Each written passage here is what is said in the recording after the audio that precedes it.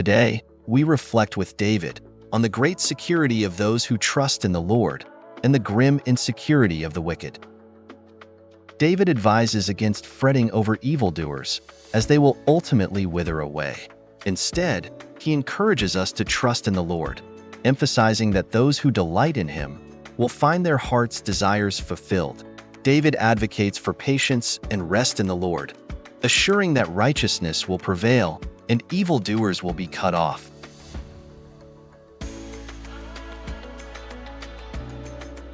In his devotional, The Checkbook of the Bank of Faith, Charles Spurgeon elaborates on the transformative power of delighting in God. He suggests that true delight in the Lord purifies our desires, aligning them with God's will. Spurgeon contrasts this with the human tendency to chase after worldly desires, highlighting the importance of seeking God first. He encourages contentment in God alone, emphasizing the ultimate fulfillment of righteous desires for those who draw near to him.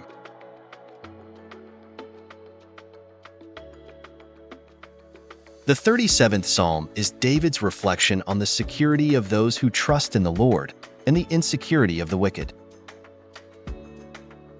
Do not fret because of evildoers, be not envious toward wrongdoers, for they will wither quickly like the grass and fade like the green herb.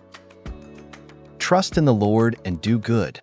Dwell in the land and cultivate faithfulness. Delight yourself in the Lord, and he will give you the desires of your heart. Commit your way to the Lord, trust also in him, and he will do it. He will bring forth your righteousness as the light and your judgment as the noonday. Rest in the Lord and wait patiently for him. Do not fret because of him who prospers in his way, because of the man who carries out wicked schemes. Cease from anger and forsake wrath. Do not fret. It leads only to evil doing. For evildoers will be cut off, but those who wait for the Lord, they will inherit the land.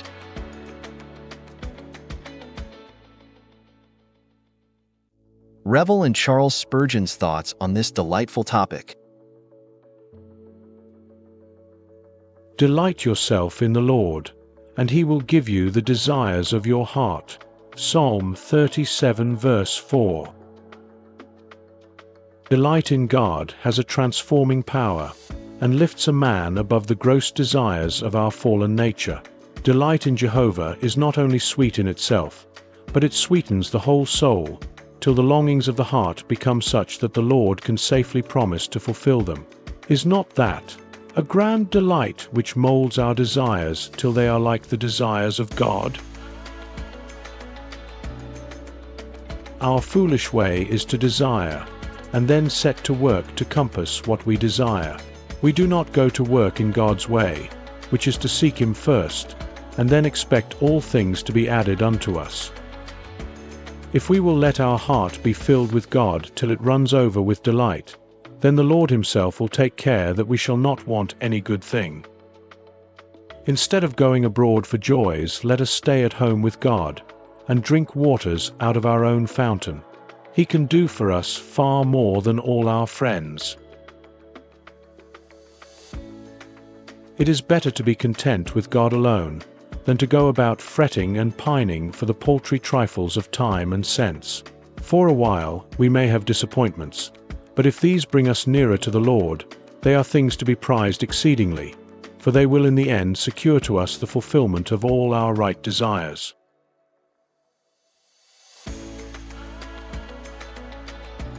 There is great security for those who trust in the Lord, yet dreadful instability for the wicked.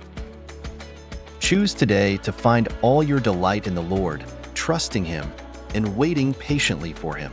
Our true fulfillment comes only from seeking God first and allowing him to shape our desires. Delight yourself in the Lord, and he will give you the desires of your heart. Psalm 37 verse 4.